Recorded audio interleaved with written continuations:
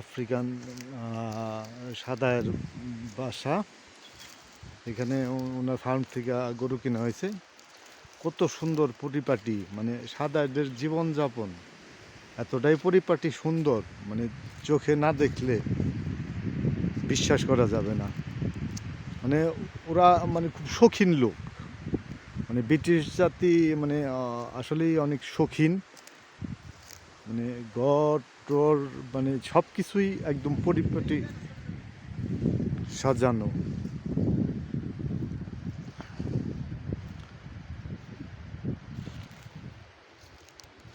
মানে